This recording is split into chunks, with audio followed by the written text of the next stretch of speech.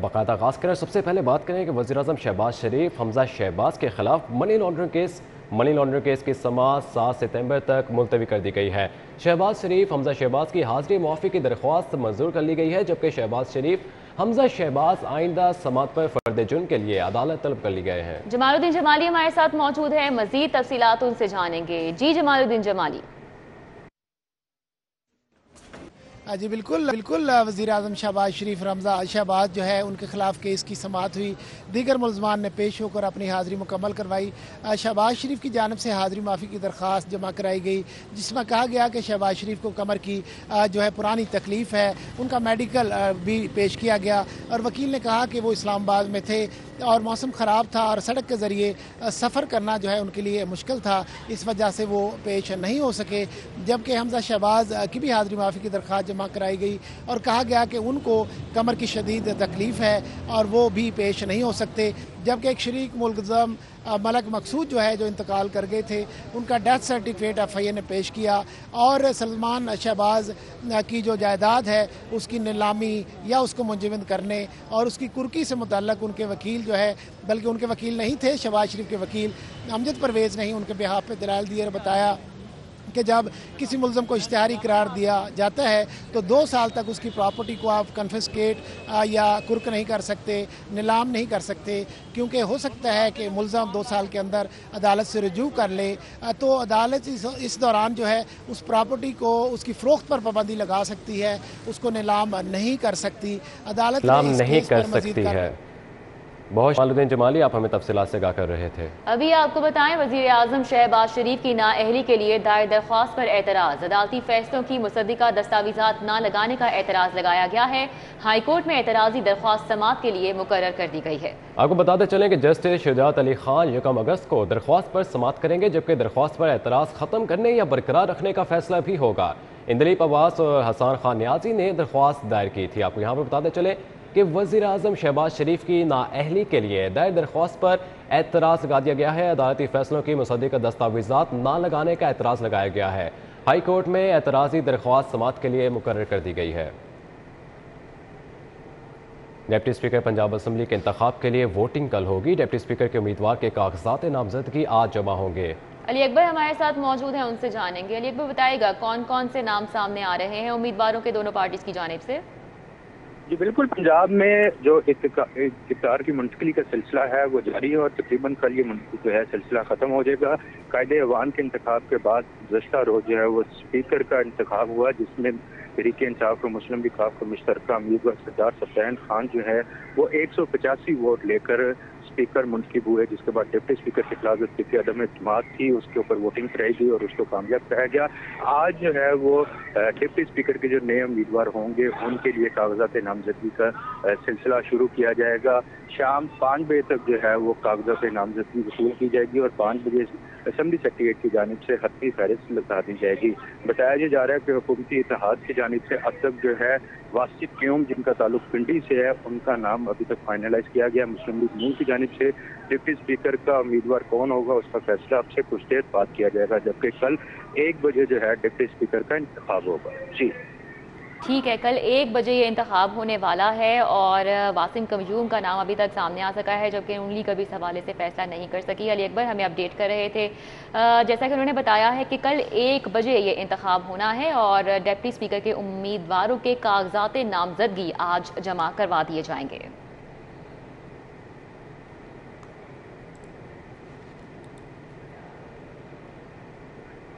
अभी आपको बताएं, PTI काफली के MPs के हलकों में मंसूबों का प्लान। हुकूमत 97 अरब का फंड अपने अराकीन असम्बली पर निछावर करेगी। लीगी अराकीन असम्बली का फंड PTI के अराकीन असम्बली को दिया जाएगा। अली रामा से तफसीलात जानेंगे। जी अली रामा, बताइएगा इस हवाले से क्या तफसीलात हैं? जी बिल्कुल, अब पंजाब में क्योंकि नई हुकूमत आ चुकी है, जो बजट लीगी अरकान असम्बली के हलकों को जाना था वो PTI के हुकूमती अरकान असम्बली और उनके टिकट होल्डर्स को दिया जाएगा और इस पर बाकायदा एक प्लान तैयार करके ऐवान वज़ीर पंजाब को पेश कर दिया गया। और इसमें जो इब्तदाई तौर पर इतलात आ रही है कि 97 बिलियन यानी कि 97 अरब रुपए का बजट जो है वो पंजाब हुकूमत अब अपने हुकूमती अरकान असम्बली और टिकट होल्डर्स को देगी। अब इसमें क्योंकि काफ लीग और PTI की इत्तेहादी जमातों की हुकूमत है, तब इसमें जो काफी के MPs उनके टिकट होल्डर्स हैं उनको भी ये बजट दिया जाएगा, MNAs को बजट दिया जाएगा और PTI का अरकान असेंबली को और उनके टिकट होल्डर्स को ये बजट फराहम किया जाएगा। अब जो रेशो निकाली गई है फर्स्ट क्वार्टर के लिए, उसमें 200 मिलियन यानी कि 20 करोड़ रुपए का बजट MNAs को दिया जाएगा और इसमें MP और टिकट होल्डर्स को 10 करोड़ रुपए का बजट जो है वो फर्स्ट क्वार्टर में दिया जाएगा। और इसके अलावा भी क्योंकि मुख्तलिफ प्रोग्राम पंजाब हुकूमत शुरू करने जा रही है, लेकिन इब्तदाई तौर पर जो प्लान दिया गया है फाइनेंस डिपार्टमेंट और PND बोर्ड को, वो 97 मिलियन का यानी कि 97 अरब रुपए हुकूमती और उनके जो इतिहादी हैं और साथ ही टिकट होल्डर्स उनके अरकान असेंबली के हल्कों में ये बजट जो बाकायदा तौर पर खर्च किया जाएगा, जिसके लिए हुजम 97 अरब और इसके अलावा डिस्ट्रिक्ट डेवलपमेंट प्रोग्राम के लिए भी बाकायदा तफसीलात जो है वान वज़ीर की तरफ से तलब की गई हैं कि उस हवाले से भी उनको आगाह किया जाए कि वो कितना बजट है। जी ठीक है, बहुत शुक्रिया। अली रामी हमारे साथ थे, डिटेल्स बता रहे थे। दूसरी जानिब पंजाब हुकूमत की जानिब से भर्तियों पर पाबंदी लगा दी गई। सूबा भर में 16,000 असातिज़ा की भर्तियों का अमल रोक दिया गया। स्कूलों में 1,05,000 असातिज़ा की असामियाँ खाली पड़ी हैं। असामियों पर पुर करने के लिए 30,000 असातिज़ा की भर्ती का फैसला किया गया था। जुनैद रियाज हमारे साथ मौजूद हैं, मज़ीद तफसीलात उनसे जान लेते हैं। जी जुनैद, अपडेट कीजिएगा। पंजाब हुकूमत की जानब से भर्तियों पर पाबंदी के बाद असातिज़ा की भर्तियों का अमल भी रोक दिया गया है और 16,000 भर्तियाँ पहले मरहले में की जानी थी और इससे कबल पंजाब में अगर बात की जाए तो 1,05,000 असातिज़ा की असामियाँ खाली हैं, जिसमें से पहले मरहले में 16,000 भर्ती की जानी थी और दूसरे मरहले में 14,000 भर्तियाँ की जानी थी। क्योंकि पंजाब हुकूमत ने पाबंदी आयद कर दी है और अब स्कूल एजुकेशन डिपार्टमेंट का कहना है कि भर्तियों के लिए दोबारा से मंजूरी लेना पड़ेगी और इस हवाले से समरी दोबारा से तैयार की जाएगी। और क्योंकि 16,000 भर्तियाँ के हवाले से साबका हुकूमत को समरी भिजवाई गई थी, क्योंकि हुकूमत अब तब्दील हो गई और पाबंदी भी आयद हो गई है, तो इसलिए इस मरहले को दोबारा से अडॉप्ट करना पड़ेगा। और इस हवाले से अगर भर्तियों की बात की जाए तो पंजाब भर में 70,000 प्राइमरी और एलिमेंट्री असातिज़ा की और हायर सेकेंडरी स्कूलों में तकरीबन 30,000 असातिज़ा की भर्ती की अशद ज़रूरत है। और इस हवाले से ये भी कहा गया था कि गर्मी की छुट्टियों में ये मरहला मुकम्मल कर लिया जाएगा, लेकिन एक भी भर्ती नहीं हो सकी। अब स्कूल एजुकेशन डिपार्टमेंट का कहना है कि जो समरी भिजवाई जाएगी वो जब मंजूर होकर आएगी तो फिर दोबारा से भर्तियों का अमल शुरू किया जाएगा। और इस हवाले से पंजाब पब्लिक सर्विस कमीशन से भी जो है उसकी खिदमात हासिल की भर्तियों के। जी जुनैद रियाज हमें अपडेट कर रहे थे, बहुत शुक्रिया आपका। खबरों का सिलसिला आगे बढ़ाएं। आपको बताएं, DG एंटी करप्शन राय मंजूर नासिर की ज़ेर सदारत इजलास मुनक्किद हुआ है। DG के अफसरान को 100% मेरिट पर काम करने के अहकाम जारी किए गए हैं। कैसर खोखर से मजीद इस हवाले से बात करेंगे। जी कैसर खोखर, बताइएगा। DG एंटी करप्शन राय मंजूर हुसैन नासर ने आज हफ्ते के रोज छुट्टी वाले दिन अपने दफ्तर में अजलास किया है और जो रीजनल डायरेक्टर है उनके साथ वीडियो लेट कॉन्फ्रेंस किया है और अफसरान को हदायत किया कि 100% मेरिट पर काम किया जाए और तमाम सेक्शन के SOP तैयार किए जाए और जो मेगा केसेज है उनके हवाले से उनकी प्रोग्रेस को चेक किया गया है और जो जेर तफ्तीश इंक्वायरियाँ हैं उनको तेज करने के लिए हुक्म दिया गया है। और जो महकमा एंटी करप्शन की इश्तिहारियाँ खासतौर पर महकमा पुलिस और महकमा रेवेन्यू जो पटवारी हैं, जो महकमा एंटी करप्शन की इश्तिहारी है, उनकी गिरफ्तारी का अमल तेज करने की भी हदायत की गई है। और DG एंटी करप्शन ने कहा कि वो छुट्टी वाले दिन भी काम किया करेंगे और सर्विस डिलीवरी होगी और इसके अलावा कोई काम नहीं होगा। छुट्टी वाले दिन भी काम किया करेंगे। बहुत शुक्रिया। कैसर खोखर हमारे साथ अपडेट कर रहे थे। CCPO गुलाम महमूद डोगर की हेडक्वार्टर आमद, चार्ज संभाल लिया। SSP एडमिन आतिफ नज़ीर ने CCPO का इस्तकबाल किया। SSP legal Ghulam Hussain Chauhan senior अफसरान ने इस्तकबाल किया। इरफान मलिक हमारे साथ हैं, तफसीलात उनसे जानेंगे। जी इरफान मलिक, अपडेट कीजिएगा। जी बिल्कुल, CCPO लाहौर ने अपने अहदे का चार्ज संभाल लिया है और इस वक्त हमारे साथ CCPO लाहौर गुलाम महमूद डोगर मौजूद हैं। इनसे बात करेंगे कि मुहर्रमुल हराम का आगाज़ होने वाला है और इस हवाले से लाहौर पुलिस की क्या इकदाम किए जाएंगे, क्योंकि पिछले जो मुहर्रमुल हराम था उसमें भी CCPO लाहौर और इनकी यही टीम जो थी वो मौजूद थी। क्या उसी पैटर्न को जो है फॉलो किया जाएगा?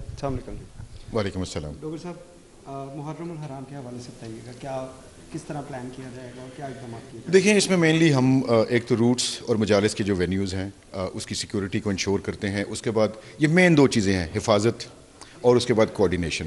हिफाजत कोऑर्डिनेशन के बगैर नहीं हो सकती और कोऑर्डिनेशन के लिए हिफाजत के लिए कोऑर्डिनेशन इंपॉर्टेंट है। इसमें हमारे बहुत सारे स्टेक होल्डर्स हैं, इसमें उलमा भी हैं, मुख्तलिफ जो हमारे रिलीजियस बिलीफ्स के जो मुख्तलिफ लोग हैं उनके साथ कोऑर्डिनेशन। उसके बाद जो डिस्ट्रिक्ट एडमिनिस्ट्रेशन है, फिर 112, 122 है, फिर जो सिक्योरिटी के दूसरे इदारे हैं उनके साथ सबके साथ कोऑर्डिनेशन करना। That is all part of making security arrangements for Muharram. मैंने आज अल्लाह के फ़ज़ल से और अल्लाह की रहमत से आज चार्ज मैंने संभाला है और मैं अल्लाह ताला का बहुत शुक्रिया अदा करता हूँ कि अल्लाह ताला ने मुझे ये मौका दिया कि अल्हम्दुलिल्लाह मैं लाहौर के शहरियों की हिफाजत और ख़िदमत करने के लिए चुना गया हूँ। मैं सबसे पहले हमारे जितने भी शरीफ शहरी लाहौर के हैं उनके लिए मेरा मैसेज है कि हम पुलिस आपकी हिफाजत के लिए अपनी जान भी कुर्बान करने के लिए तैयार हैं। और मैं अपनी माँओं और अपनी बहनों को और बच्चियों को ये मैसेज देना चाहता हूँ कि बेटा आप लोग इंशाअल्लाह अल्लाह के हुक्म से आप महफूज हैं और पुलिस आपकी हिफाजत करेगी। उसके बाद ये जो बदमाश कब्ज़ा ग्रुप, गुंडे, लफंगे और ये जो डाकू और चोर हैं उनके लिए मेरा बड़ा क्लियर कट मैसेज है कि वो लाहौर छोड़ के भाग जाएं, वरना उनको हम नथ डालेंगे और उनको हम जो है वो जेलों के अंदर फेंकेंगे और उनके खिलाफ सख्त से सख्त एक्शन करेंगे। जी, जैसा कि आपने सीसीपी लाहौर गुलाम महमूद डोगर की बात सुनी, उनका यही कहना है कि शरीफ शहरियों के लिए हर वक्त वो जो मौजूद रहेंगे और जो बदमाश हैं, जो गुंडे हैं, जो कब्ज़ा माफिया है, वो लाहौर छोड़ जाए, नहीं तो उनको जो नथ डाली जाएगी। ठीक है, इरफान मलिक हमारे साथ अपडेट कर रहे थे, बहुत शुक्रिया। मजीद आगे बढ़े आपको बताएं कि होंडा ने गाड़ियों की कीमतें 7,85,000 से 14,50,000 तक बढ़ा दी हैं। 1500 सीसी 1200 गाड़ियों की कीमत में इजाफा किया गया है। शहजाद खान अब्दाली हमारे साथ मौजूद हैं, मजीद तफसीलात उनसे जान लेते हैं। शहजाद खान, आगाह कीजिएगा इस हवाले से। जी बिल्कुल, डॉलर की तबाहकारियाँ जारी हैं और कोई चीज़ भी अब सार्फिन की पहुंच में नहीं रह गई। टोयोटा के बाद अब होंडा कंपनी की जानब से गाड़ियों की कीमतों में 7,85,000 से लेकर 14,50,000 रुपये का रिकॉर्ड इजाफा किया गया है और तमाम गाड़ियां जो हैं वो होंडा की महंगी कर दी गई हैं। इस वक्त हम जेल रोड पर मौजूद हैं, यहाँ पे एक डीलर हमारे साथ मौजूद है, उनसे इस हवाले से हम बात करते हैं। अस्सलाम वालेकुम जी। वालेकुम सलाम। मकसूद भाई, क्या सूरत हाल है? कल टोयोटा ने बढ़ाई कीमतें, आज होंडा ने बढ़ाई, मार्केट किस तरफ जा रही है? सर चीज़ ये देखिए, एकदम 10-10 लाख, 12-12 लाख, 15-15 लाख, 20-20 लाख, 30-30 लाख जो फॉर्चूनर उनका रेट बढ़ रहा है मार्केट में। ये 2 महीने ऐसे हैं कि ये दो महीने हो गए या 2.5 महीने हो गए जब से नई हुकूमत आई है या पिछली हुकूमत थी, ये डॉलर रुक नहीं रहा। हम क्या कह सकते हैं कि इतना ज़्यादा रेट है। एक करोड़ बंदा घर से सिटी लेने के लिए आएगा तो उसको 45 लाख रुपए की गाड़ी होगी, तो 45 लाख की सिटी कैसे लेके जाएगा? अगर ये आल्टो चेक करेंगे तो आल्टो भी तकरीबन 28 लाख की है, वैगनार भी तकरीबन 28 लाख की है। अब देखो गाड़ियाँ छोटी हैं, पैसे बहुत ज़्यादा हैं। अब हर बंदा ही परेशान हो गया है। हर बंदा, कोई ऐसा कस्टमर नहीं कि जो परेशान नहीं है। जो भी बंदा आता है उसको रेट बताते हैं, कहता नहीं मकसूद साहब ये तो रेट बहुत ज़्यादा हो गए हैं, तो यार अभी तो नहीं, अभी तो देखते हैं डॉलर को, देखते हैं वो नीचे आता है तो फिर देखते हैं, अभी नहीं। कंपनी प्राइस बढ़ाती चली जा रही है, मार्केट से जो गाहक हैं वो गायब होते चले जा रहे हैं और डीलर्स के लिए भी ये तबाहकुन सूरत हाल है कि इन्होंने लाखों रुपए शोरूम्स के किराए देने हैं, प्रॉपर्टी टैक्स देना है, इनकम टैक्स देना है, अपने मुलाजमीन को तनख्वाहें देनी है, बिजली के बिल देने हैं और ये अखराजात भी इनके लिए पूरे तिहाई मुश्किल हो गया है। जी, शहजाद खान हमें अपडेट कर रहे थे, बहुत शुक्रिया आपका। अभी आपको बताएं कि एक हफ्ते में इंटरबैंक में डॉलर 11 रुपए महंगा हुआ है। इंटरबैंक डॉलर 228.37 रुपए से बढ़कर 239.37 पर बंद हुआ। बैरूनी कर्ज की मद में 75.40 करोड़ डॉलर की अदायगी की गई है। आपको बताते चले रुपए की बेकदरी जारी है, डॉलर की उड़ान भरती जा रही है। स्टेट बैंक के ज़खायर कम होकर 8 अरब 57 करोड़ डॉलर रह गए।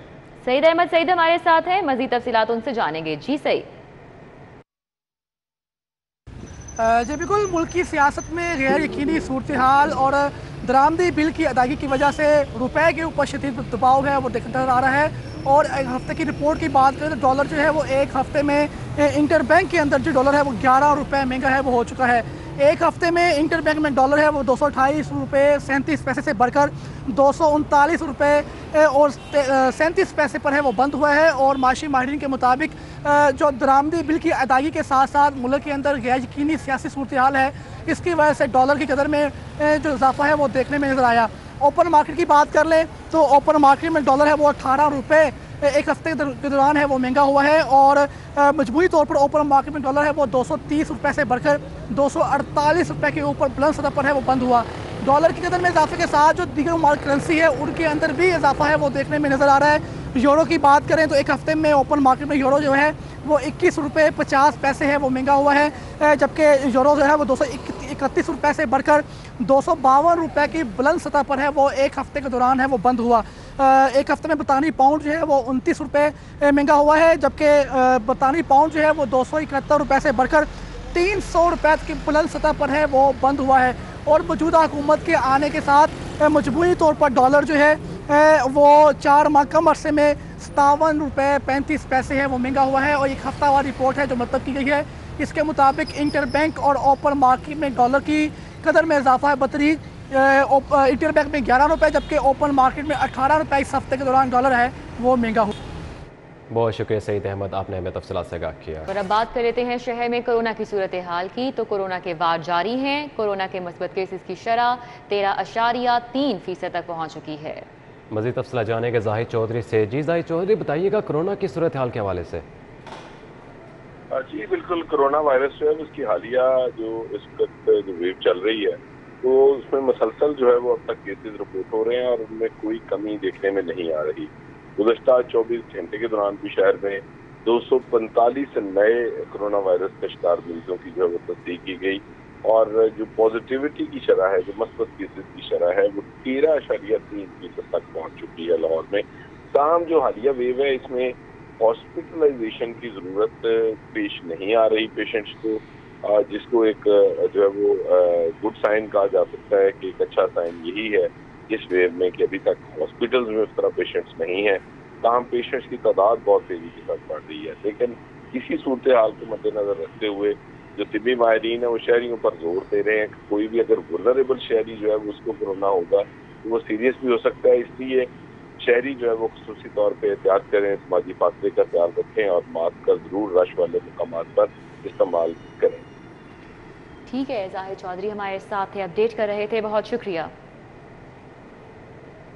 अहलियान लाहौर के लिए खुशखबरी, शहर को आर्जी तौर पर बिजली की लोड शेडिंग से मुस्तस्ना करार दे दिया गया है।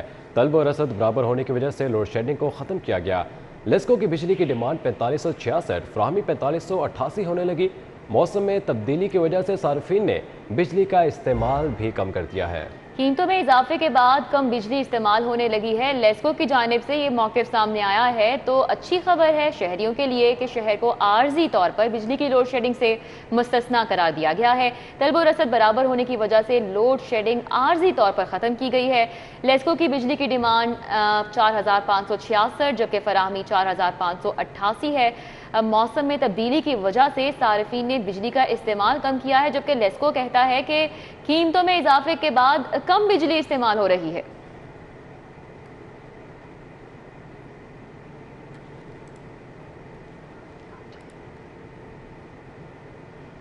अभी आपको बताते चले यहाँ पर कि एयरपोर्ट का मरकजी रनवे लैंडिंग और टेक ऑफ के लिए खोल दिया गया है। मरकजी रनवे को अपग्रेडेशन वर्क मुकम्मल होने पर खोला गया है। बैंकॉक से आने वाली थाई एयर की परवाज TG345 को मरकजी रनवे पर लैंड कराया गया। सईद अहमद सईद हमारे साथ मौजूद हैं, उनसे तफसीलात जानेंगे। जी सईद, अपडेट कीजिएगा। जी बिल्कुल, आमिर इकबाल इंटरनेशनल एयरपोर्ट का मरकजी रनवे जो है वो 2 साल के बाद परवाज़ों की लैंडिंग और टेक ऑफ के लिए खोल दिया गया है और मरकजी रनवे को ऑपरेशन मुकम्मल होने के बाद है वो परवाज़ों के लिए खोला गया है। बैंकॉक से आने वाली थाई एयर की परवाज TG345 है वो रात को मरकजी रनवे पर लैंड करवाया गया और ज़राए का ये कहना है कि 2 साल के कलील जो अरसे के बाद लाहौर एयरपोर्ट का मरकजी रनवे है और आम परवाज़ों के लिए वो ऑपरेट के लिए खोला जा चुका है। जबकि मरकजी रनवे है वो अगस्त 2020 से परवाज़ों की लैंडिंग और टेक ऑफ के लिए बंद किया गया था और रनवे की अपग्रेडेशन और मरम्मत के लिए 1.5 साल का मंसूबा था वो तरतीब दिया गया था, लेकिन बर वक्त मंसूबा मुकम्मल ना होने के बाद काम है वो तबाही का शिकार हो चुका था और अब 2 साल के बाद रनवे की अपग्रेडेशन मुकम्मल होने के बाद अब परवाज़ों को लैंडिंग के लिए खोल दिया गया है, जिसका ख्याल इफ्ताह जो है वो वफाकी वज़ीर हवाबाजी ख्वाजा साद रफ़ीक ने किया है और इस मौके पर ख्वाजा साद रफ़ीक जो है वो लाहौर एयरपोर्ट में मौजूद भी हैं और लाहौर एयरपोर्ट के जो सीनियर अफसरान समेत MPA Khawaja Salman Rafique, secretary aviation Shaukat Ali और DG civil aviation authority Khaqan Murtaza समेत additional DG civil aviation authority Jamal Arshad और DG ASF major general Abid Latif समेत दीगर एविएशन के आला हकाम है वो भी मौके मौजूद हैं, जो कि ख्वाजा साद रफ़ीक को रनवे की कारकर्दगी के हवाले समेत उसमें जदीद जिद्दत के साथ जो चीज़ें इंस्टॉल की गई उस बारे में आगाह कर रहे हैं। जी अच्छा सईद, ये मुरम्मत कब मुकम्मल होना थी, तायुन क्या किया गया था वक्त इसका और कितनी ताख़ीर हुई और अब अगर ये काम मुकम्मल हुआ है तो इसका बेड़ा जो है ये किसके सर जाता है? जी बिल्कुल रिदा, ये काम के हवाले से जो मंसूबा था ये 1.5 साल के लिए मुद्दत के लिए ये तरतीब दिया गया था, लेकिन डॉलर की कदर में बेदहा इजाफे के साथ साथ महंगाई और दीगर मामला की पेश नज़र जो बजट की कमी थी उस वो भी असरात है इसके सामने आए, जिसकी वजह से मनसूबा है वो ताई का शिकार हुआ। और ये मनसूबा था, ये जनवरी 2022 में मुकम्मल होना था, लेकिन मनसूबे में तखीर की वजह से अब मनसूबा है वो अगस्त के करीब जाकर है वो मुकम्मल किया गया है। और ख्वाजा सारफीक जो वफाकी वज़ीर हवाबाजी हैं, उनकी तरफ से जैसे ही इस बात का हलफ उठाया गया तो फौरी तौर पर हदायत की गई कि लाहौर एयरपोर्ट और मरकजी रनवे जो गुज़श्ता 2 साल से बंद है उसे फौरी तौर पर परवाज़ों के लिए वो खोला जाए। और इस वजह से आज बकाया तौर पर परवाज़ों का आगाज़ है वो कर दिया गया है। और एविएशन ने मुल्की और गैर मुल्की एयरलाइन के पायलट्स को जो है बजरिया नोटम आगाही है वो फराहम कर दी है कि अब मरकजी रनवे है वो तैयारों की लैंडिंग और टेक ऑफ के लिए मुकम्मल तौर पर बहाल है वो हो चुका है। लिहाजा ATC हकाम की इजाज़त के बाद जो मुतल्लिका एयरलाइंस के पायलट्स हैं वो अब मरकजी रनवे है वो उसको टेक ऑफ और लैंडिंग के लिए इस्तेमाल कर सकेंगे।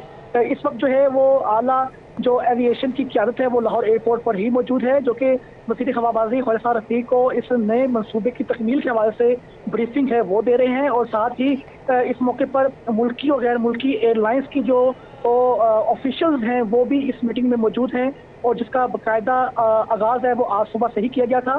फिल वक्त एयरपोर्ट के नए रनवे के हवाले से शुक्रिया। सईद अहमद सईद हमारे साथ थे, तफसीलन अपडेट कर रहे थे। आपको बताएं कि लाहौर हाईकोर्ट से वकला के लिए बड़ा रिलीफ। वकला के दफातर से बिजली बिलों पर सेल्स टैक्स की वसूली कल अदम करार दे दी गई है। मलिक अशरफ हमारे साथ हैं, तफसीलात उनसे जानेंगे। जी मलिक अशरफ, बताएगा क्या फैसला सामने आया? रिजा, बिल्कुल ये लाहौर हाईकोर्ट की जानब से वकला के लिए एक बड़ा रिलीफ सामने आया है, जिसमें लाहौर हाईकोर्ट के जस्टिस तारिक सलीम शेख ने वकला के जो बिजली के बिल हैं उसमें से सेल्स टैक्स के इक़दाम को वसूली को कलअदम करार दे दिया है। और ये करार दिया है कि वकला से सेल्स टैक्स वसूल नहीं किया जाएगा।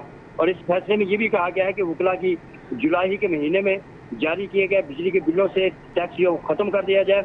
और ये भी इस फैसले में कहा गया है कि वकला जो हैं वो रिटेलर्स की तारीफ में नहीं आते। मजीद इसमें यह भी कहा गया है कि रिटेलर जो है वो ऐसा फर्द होता है जो अशिया आवाम को फरोख्त करता है, लेकिन वकला जो है वो अपनी क्लाइंट्स को कानूनी खिदमात फराहम करते हैं, कोई अशिया फराहम नहीं करते। मजीद इसमें यह भी कहा गया है कि वकला के दफातर जो हैं बिजली बिलों से सेल्स टैक्स जो ख़त्म करने के लिए मखसूस मालूमात हैं वो मुतल्लिका कमिश्नर इन लैंड रेवेन्यूज को जमा करवाएं। और मजीद इसमें यह भी कहा गया है कि वकला अपने तमाम दफातर का पता, उनका बार लाइसेंस नंबर, शनाख्ती कार्ड का और इसके अलावा टैक्स नंबर और बिजली के बिल जो हैं वो उसके रेफरेंस भी कमिश्नर इन लैंड रेवेन्यू के दफातर में जमा करवाएं। और मुतल्लिका कमिश्नर इन लैंड रेवेन्यू जो है वकला को फराहम करदा मालूमात की मौका पर जाकर तस्दीक करें और उनके बिलों से सेल्स टैक्स की वसूली का जो है वो ख़त्म कर दें। और इस हवाले से अदालत ने कहा है कि अदालती अहकामात पर अमल दरामद करके रिपोर्ट पेश की जाए। जी बहुत शुक्रिया मलिक अशरफ, आपने हमें तफसीलात से आगाह किया। वकला को बड़ा रिलीफ दिया गया है और वकला के दफातर से बिजली बिलों पर सेल्स टैक्स की वसूली कलअदम करार दी गई है।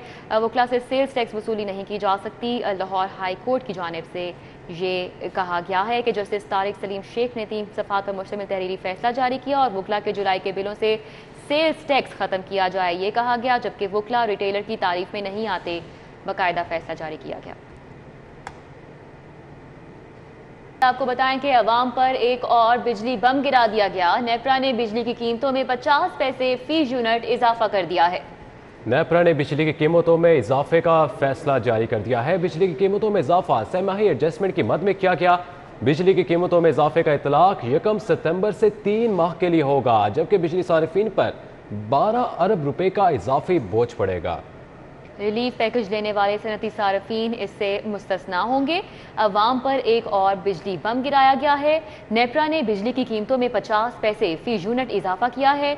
नेपरा ने बिजली की कीमतों में इजाफे का फैसला जारी कर दिया, जबकि बिजली की कीमतों में इजाफा सहमाही एडजस्टमेंट की मद में किया गया है।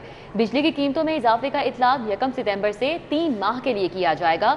बिजली सारिफीन पर 12 अरब रुपए का इजाफी बोझ पड़ेगा। रिलीफ पैकेज लेने वाले सनती सारिफीन इससे मुस्तस्ना होंगे। आपको हम खबर से आगाह कर रहे हैं, आवाम पर एक और बिजली बम गिरा दिया गया है। नेपरा ने बिजली की कीमतों में 50 पैसे फी यूनिट इजाफा कर दिया है, जबकि नेपरा ने बिजली की कीमतों में इजाफे का फैसला भी जारी कर दिया है। बिजली की कीमतों में इजाफा सहमाही एडजस्टमेंट की मद में किया गया। बिजली की कीमतों में इजाफे का इतलाक 1 सितंबर से 3 माह के लिए होगा। अवैस कियानी हमारे साथ मौजूद हैं, उनसे तफसीलात जान लेते हैं। जी अवैस कियानी, बताइएगा, अवाम पर एक बार फिर बिजली बम गिरा दिया गया। देखिए, नेपरा ने बिजली की कीमतों में 50% इजाफा जो है वो कर दिया है। नेपरा ने बिजली की कीमतों में इजाफे का फैसला जारी किया है। सरमाई एडजस्टमेंट की मद में ये इजाफा जो है वो किया गया है। कीमतों में इजाफे का इतलाक 1 सितंबर से 3 माह के लिए होगा। सार्फिन तक 12 अरब रुपए का इजाफी बोझ पड़ेगा। रिलीफ पैकेज लेने वाले सन की सार्फिन इजाफे से मुस्तस्ना होंगे, जबकि लाइन सार्फिन पर भी इसका इतलाक नहीं होगा। ठीक है, लाइन लॉस सारिफीन पर भी इसका इतलाक नहीं होगा। रिलीफ पैकेज वाले सारिफीन इससे मुस्तस्ना होंगे। अवैस कियानी हमें अपडेट कर रहे थे, बहुत शुक्रिया। आवाम पर एक बार फिर से बिजली बम गिराया गया है और 50 पैसे फी यूनिट इजाफा किया गया है। बिजली की कीमतों में ये इजाफा सहमाही एडजस्टमेंट की मद में किया गया है और 3 माह के लिए इसका इतलाक होगा। 1 सितंबर से ये शुरू होगा। बिजली सारिफीन पर 12 अरब रुपए का इजाफी बोझ पड़ेगा, जबकि रिलीफ पैकेज लेने वाले जो सनती सारिफीन हैं इससे मुस्तस्ना होंगे।